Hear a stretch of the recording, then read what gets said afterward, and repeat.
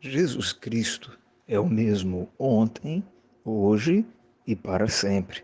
Hebreus 13:8, nova versão internacional.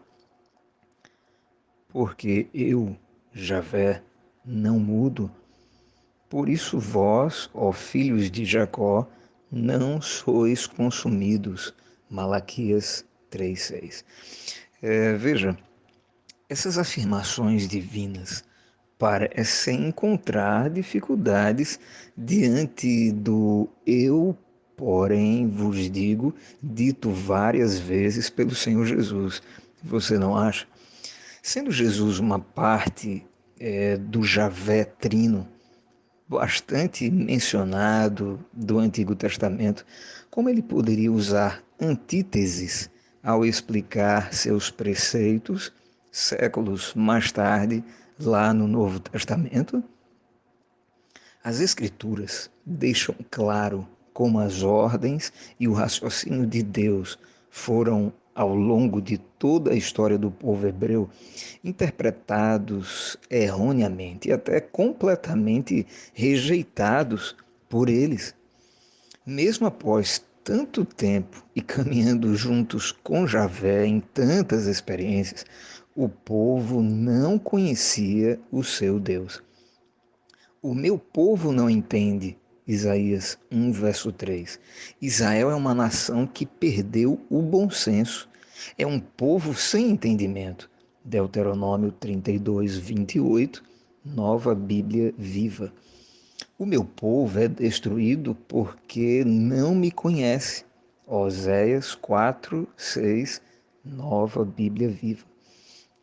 Além disso, após o primeiro amor, quando o povo escolheu ser dedicado, agradecido, leal e obediente a Deus, em seguida a essas fases maravilhosas, havia a apostasia deliberada, o deturpar os preceitos divinos e usá-los em favor da maldade. Escutem, líderes e autoridades de Israel, vocês odeiam o que é bom e torcem a justiça. Miqueias 3:9, nova tradução na linguagem de hoje. Vai ser muito triste o destino das pessoas que amarram os seus pecados com cordas de mentiras, que arrastam a sua maldade com cordas com quem puxa com cordas uma carroça. E ainda fazem pouco caso do santo de Israel, desafiando Javé, dizendo: ande logo, Deus, que o santo de Israel realize depressa os seus planos para que o conheçamos. Ai dos que chamam o mal de bem e o bem de mal, que dizem que as trevas são luz e a luz trevas, que afirmam que o amargo é doce e o doce é amargo. Ai dos que são sábios aos seus próprios olhos e dos que se consideram inteligentes e sensatos. Ai dos que são heróis em beber vinho e são mestres em misturar bebidas alcoólicas. Gente que aceita dinheiro para torcer a justiça, dando liberdade ao culpado e negando a justiça ao inocente. Isaías 5, do 18 ao 23, na nova versão, nova Bíblia Viva. E se você tem alguma dúvida quanto ao público de Jesus, se eram melhores do que os mencionados pelos profetas do Antigo Testamento, por favor, leia a avaliação feita pelo próprio Javé em carne. Não conheciam a Deus. João 8,55. Eram seguidores convenientemente de tradições humanas contrárias aos mandamentos divinos. Marcos 7,8. Eram insensatos e cegos, conforme Mateus 23, verso 17. Exibidos, Mateus 6,1. Hipócritas, Mateus 6, versos 5 e 16. Mentirosos, João 8,55. Desobedientes, conscientes e teimosos, João 9,41 e Mateus 21,45. Criminosos e invejosos, João 12, versos 10 e 11, e eram rejeitadores do desígnio de Deus, Lucas 7, verso 30. Daí, o Mestre Divino fazer uma revisão, não da validade e aplicabilidade de seus mandamentos para os judeus. O objetivo de Cristo foi confrontar a interpretação judaica dos escritos de Moisés com a visão do próprio Deus, o autor dos preceitos dados a seu povo por meio de Moisés e dos outros profetas. Não entendam de modo errado a razão da minha vinda. Não vim abolir a lei de Moisés e as advertências dos profetas. Eu vim para cumprir a lei. Eu afirmo a vocês, enquanto existirem céus e terra, a menor letra ou o menor traço da lei continuará de pé até que o seu objetivo seja alcançado. Porém, eu advirto a todos, a menos que vocês tenham justiça melhor que a dos fariseus e mestres da lei, não poderão de maneira alguma entrar no reino dos céus. Mateus 5, versos 17, 18 e 20.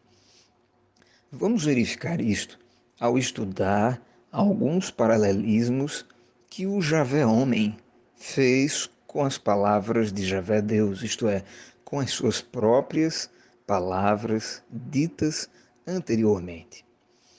Com relação ao sexto mandamento, ouvistes que foi dito aos antigos: não matarás, e quem matar estará sujeito a julgamento. Eu, porém, vos digo que todo aquele que, sem motivo, se irar contra seu irmão estará sujeito a julgamento. E quem proferir um insulto a seu irmão estará sujeito a julgamento do tribunal. E quem lhe chamar tolo estará sujeito ao inferno de fogo. Mateus 5, 21, 22. Esse mandamento eterno fora deturpado pelos judeus da seguinte maneira: não era transgressão matar um estrangeiro ou mesmo um judeu que parecesse comum se essa pessoa não seguisse as tradições judias.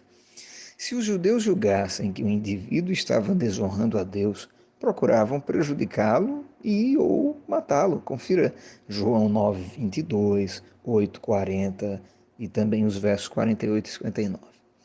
E o absurdo é ainda maior quando nos lembramos de que, como nação subjugada pelos romanos, o povo judeu não possuía poderes civis para condenar alguém. Ou seja, uma cegueira espiritual afetava diretamente sua cidadania. Eles desobedeciam a Deus e às autoridades romanas. Que péssimo testemunho esse dos descendentes de Abraão para o mundo. O raciocínio de Javé, se é que posso chamar essa imensurável capacidade divina com o mesmo nome que chamamos a nossa limitada capacidade, me encanta e extasia. Todos os que procuram compreender a Bíblia, e isto só se faz por meio de um relacionamento comprometido com o autor divino dela, confira 1 Coríntios 2, do 14 ao 16, sabem que, mesmo antes da promulgação dos 10 mandamentos no Sinai ao povo israelita, os princípios por detrás desse decreto divino já haviam sido colocados no coração do ser humano pelo Criador. Por exemplo, antes de Caim transgredir o sexto mandamento, Javé conversou com ele e o alertou nos seguintes termos: por que você está com raiva? Por que anda carrancudo? Se tivesse feito o que é certo, você estaria sorrindo, mas você agiu mal, e por isso o pecado está na porta, à sua espera. Ele quer dominá-lo, mas você precisa vencê-lo. Gênesis 4, versos 6 e 7, nova tradução na linguagem de hoje. Perceba como Deus já enxergava o pecado de Caim olhando para o rosto dele. Antes mesmo de assassinar Abel, Caim já havia começado esse pecado pela raiva. Logo, as implicações do sexto mandamento alcançam a subjetividade do pensamento humano. das intenções da mente e as manifestações do humor. Não matarás. Êxodo 20, verso 13. Portanto, também quer dizer não guarde rancor, não se ire contra o próximo. E estes significados eram acessíveis aos hebreus e muito mais o são para os que possuem a palavra de Deus em seus lares.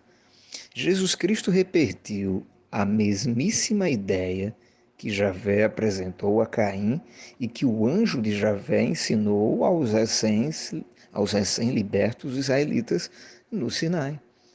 Os rancorosos fariseus tiveram a oportunidade de reconhecer sua interpretação equivocada e criminosa do sexto mandamento, bem como todos os demais judeus e não judeus até os nossos dias. A visão de Deus com esse mandamento é completamente preventiva. A lei toda é preventiva e não somente punitiva. Ao respeitá-la e obedecê-la, o ser humano tem tempo e condições morais para impedir que suas mãos e seus pensamentos sejam contaminados com sangue. O judeu que interpretava o sexto mandamento conforme o Antigo Testamento ensinava, jamais descarregava o seu aborrecimento contra o próximo, quer por palavras ou ações, ainda que provocado.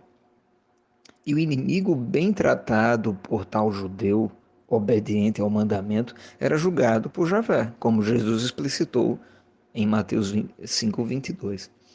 E já sabiam e já recebia, melhor dizendo, uma porção do fogo do Geena, traduzido por Jerônimo como inferno na Vulgata Latina e depois para o português, sobre sua cabeça. Já recebia uma porção do fogo Geena sobre sua cabeça. Isto não é invenção minha, e muito menos mudança da lei por Jesus. Isto é o que Javé ensinou no Antigo Testamento e ratificou no Novo Testamento. Se o seu inimigo tiver fome, dê-lhe de comer. Se tiver sede, dê-lhe de beber.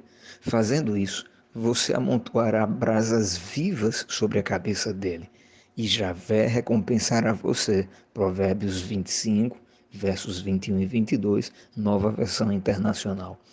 Não estou afirmando com esse raciocínio bíblico que o lago de fogo, Apocalipse 20, 10, começa quando o pecador transgride o sexto mandamento. A nova tradução na linguagem de hoje transmite muito bem a ideia das brasas vivas sobre a cabeça. Se o seu inimigo estiver com fome, dê comida a ele. Se estiver com sede, dê água. Porque assim você o fará queimar de remorso e vergonha, e o Senhor Deus recompensará você. E esse sentimento os pecadores não salvos certamente sofrerão no Geena de fogo, lá de Mateus 5:22. Mas Jesus e Salomão, que escreveu a passagem de Provérbios 25, advertem de que é melhor senti-lo agora, se arrepender e começar a tratar bem o próximo, do que queimar de verdade.